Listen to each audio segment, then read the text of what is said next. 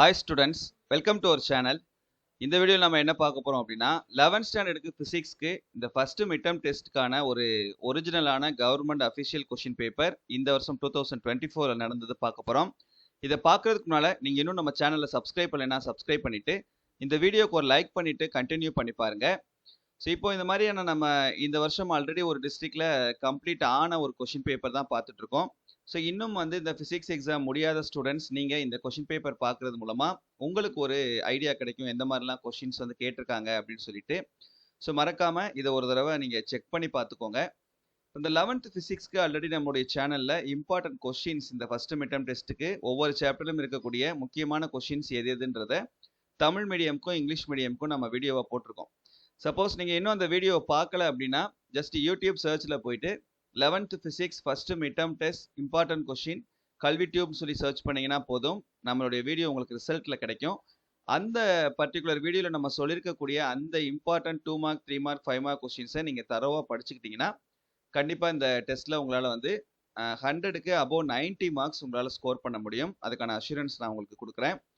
So அதுக்கு சாம்பிளாக நம்ம இப்போது இந்த பர்டிகுலர் வீடியோவில் நமக்கு இந்த பர்டிகுலர் கொஷினில் எந்த அளவுக்கு நமக்கு அந்த வீடியோவில் சொல்லியிருக்கக்கூடிய கொஷின்ஸ் இம்பார்ட்டன்ட் கொஷின்ஸ் கேட்டிருக்காங்க அப்படின்றத இப்போ நம்ம பார்க்கலாம்.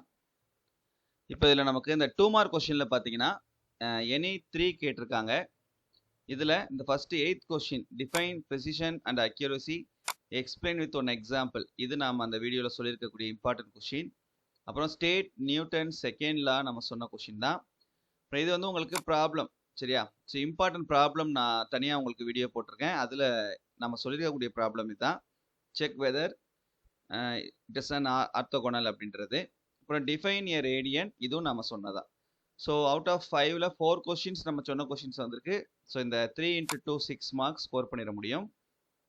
அடுத்து 3 மார்க்கில் இந்த 13th question how will you measure the diameter of the moon using parallax method, இது நாம சொன்னது. அப்புறம் derive the expression for centripetal acceleration 15th question, இது நாம சொன்னது. அப்புறம் இந்த 16th கொஷின் இது ப்ராப்ளம், இதுவும் நாம சொன்ன இம்பார்ட்டன்ட் ப்ராப்ளம்ல தான் கேட்டிருக்காங்க. அடுத்து question number 17 state and explain Lami's theorem. அப்புறம் 18th question explain the concept of inertia write the 2 examples for each. So மொத்தம் 5 கொஷின்ஸ் நம்ம சொன்ன கொஷின்லேருந்து வந்திருக்கு. ஸோ 4 × 3 12 மார்க்ஸ் நம்ம இந்த செக்ஷனில் ஸ்கோர் பண்ணிடலாம். அடுத்து பார்ட் 4 5 மார்க் கொஷினில் இந்த 19th கொஷினில் இந்த ஏ கொஷின் நம்ம சொன்ன கொஷின் இல்லை, ஆனால் பி கொஷின் நம்ம சொன்னதுதான். State and explain the triangular law of vector addition method.